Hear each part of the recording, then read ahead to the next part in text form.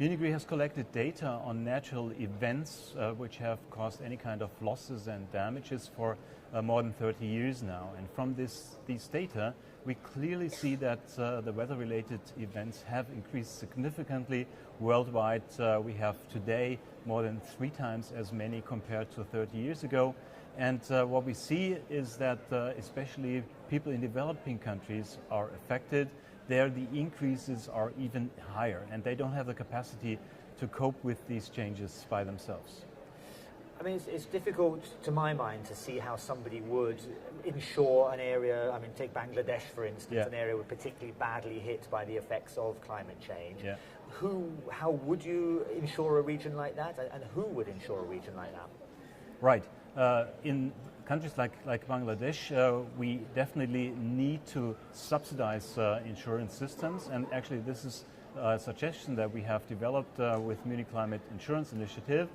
We have made a submission here to Doha, to COP18, in which we suggest to link insurance first with prevention measures. So the first part of the money should go to prevention, to avoid losses and damages and suffering from people, but there still are things you cannot avoid.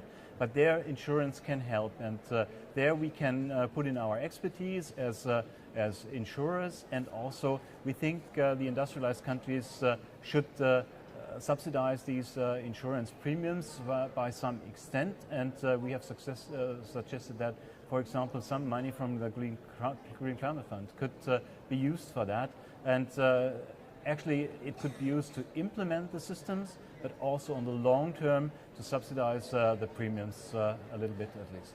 I mean, your suggestions that developed countries at the Green Climate Fund get involved, how has that been met so far? Has it been met with enthusiasm?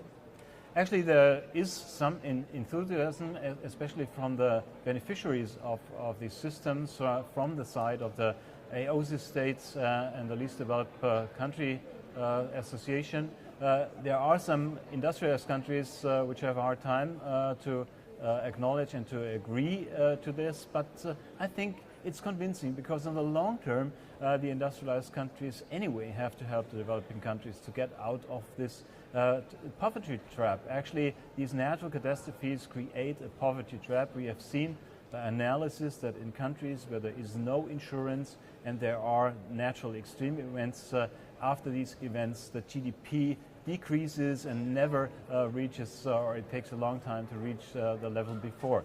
In the industrialized countries, or countries where we have high insurance penetrations, it's the other way around. After big disasters, even the GDP can increase because there is quick money flowing into the markets for repair of damages, and this even boosts the economy. And so for the insured countries, it's on the material basis not that big problem, but for the developing countries. I just wonder whether the difficulties in insuring a region will get more and more difficult, the money will be harder to find as we get more and more, perhaps more and more severe crises. You said it increased in the last 30 years. Unfortunately, it looks like increasing more possibly in the next 30 years. Right. How does that work? Yeah, you're right. These events are increasing in frequencies and intensities, and thus also the losses will increase. But there is a commitment to give some money into this Green Climate Fund. In 2020, the target is $100 billion. So we have estimated that with 10% of that, we could organize a worldwide system of prevention and insurance for developing countries. So this would be 10% of the money already assigned. And the rest of the insurance market, international insurance market, have they responded? Are they on board? Have you been talking to other insurance companies? Yes, definitely. So MCI is an open NGO, a non-profit organization. We work together with other big insurers like Allianz, for example. They are also on board. So there is a consensus within the insurance industry that with our expertise and with our insurance tools, we could definitely help the people in developing countries.